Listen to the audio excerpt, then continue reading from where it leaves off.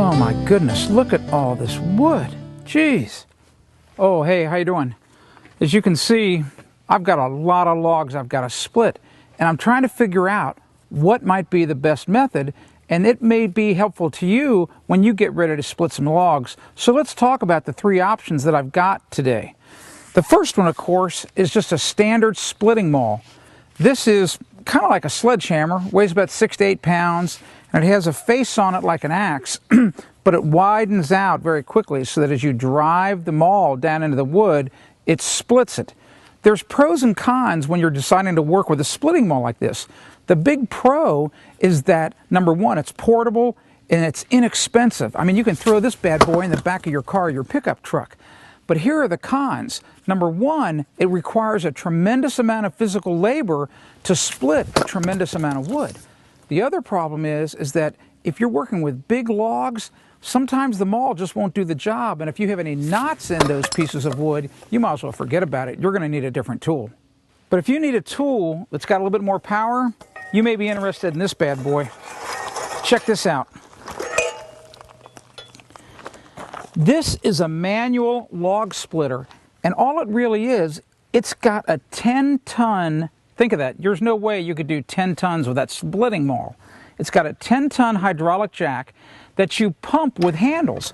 And as you pump the handles, this little piston here comes out and it basically pushes the log up against the splitting wedge right here.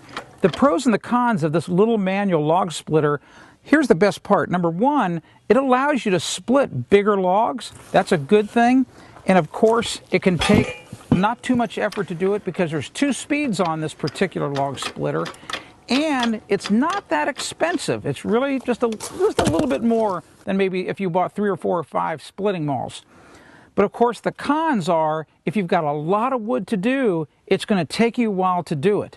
And you have to bend over a lot to actually load the logs onto this splitting rail. And of course, you're picking the pieces up as well. But it's a good tool, but it's that in-between. Now, if you've got a lot of work to do and you want to use the minimum amount of effort, then you need one of these bad boys. Check this out. 27-ton hydraulic ram, gasoline powered. All you have to do is push down on this lever to make it work. Now, that's not very hard. That's as simple as can be. And here's the cool part about this one. Check this out. You don't have to lift the logs up. You just roll it over into position, and this ram comes straight down and splits the log in two. The pros and cons of using a gas-powered hydraulic log splitter like this should be really obvious. Number one is the power and the speed.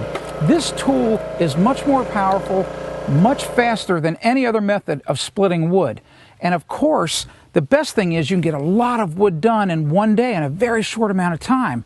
But the cons, well, number one, it's really, really pretty expensive. If you're going to buy one of these tools, you're going to shell out a lot of money. That's not a bad idea if you're going to split wood year in, year out. You might find that this is really the way to go, especially if your time's valuable.